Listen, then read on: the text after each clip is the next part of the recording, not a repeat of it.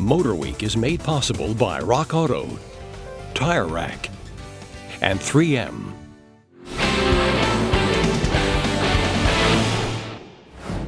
Doing a lot with a little has been a way of life at Lotus over its entire 60-year history.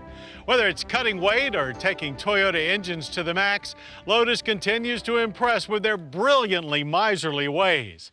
Where their latest reduction is the removal of the clutch pedal from the 2+2 Evora sports car. So let's hit the track and find out if paddle shifts make the new Evora an automatic winner.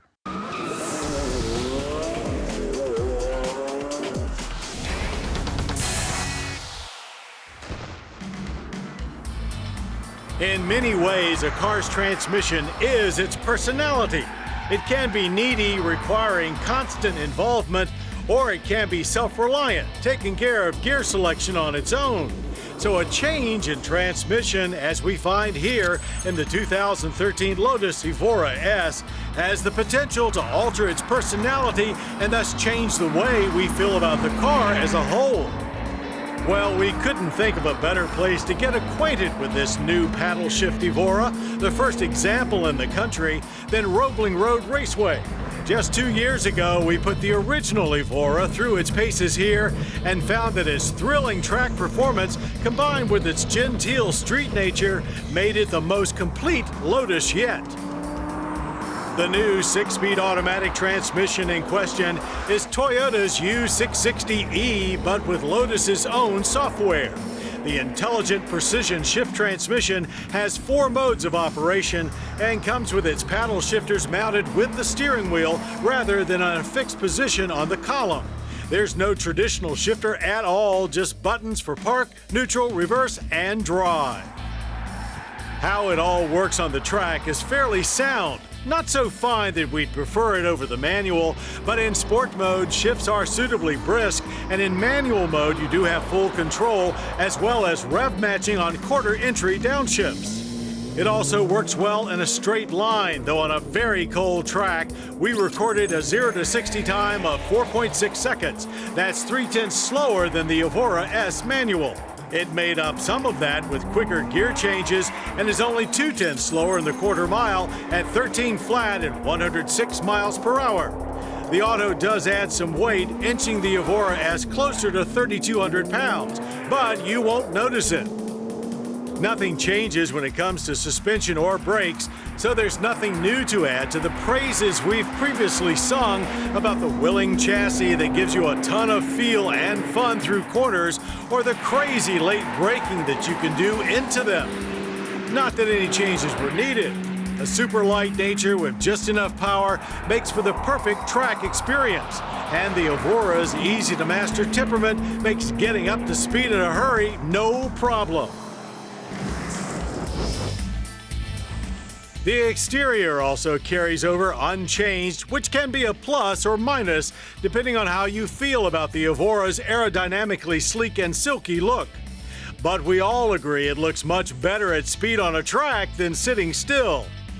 Our test car's laser blue paint job with gunmetal finished alloy wheels is certainly a good combo, with the 19-inch fronts and 20-inch rears wearing Pirelli P0 Corsa tires replacing the stock 18-19 combo. The large front air intake combines with hood vents and side vents to manage airflow. It's by no means a large vehicle, but from the rear it looks downright tiny. It also appears very serious, with a floating wing and central mounted exhaust nicely integrated. Brake discs are ventilated and cross-drilled with slightly larger 13.8-inch rotors up front.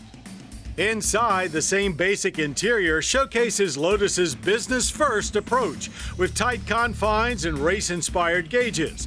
But with optional premium and tech packages, it offers enough creature comforts to make sports car-savvy buyers more than happy.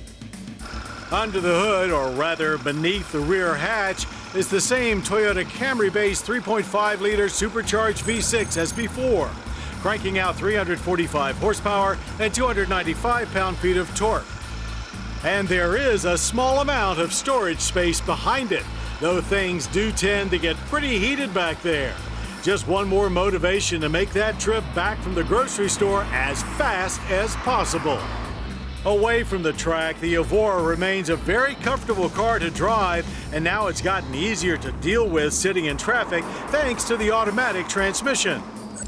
Another bonus, fuel economy improves to 19 city, 28 highway, and 22 combined, making the energy impact score 15 barrels of oil consumed per year with CO2 emissions of 6.6 tons. The IPS transmission is a $2,850 option added to the Evora S base price of $80,085.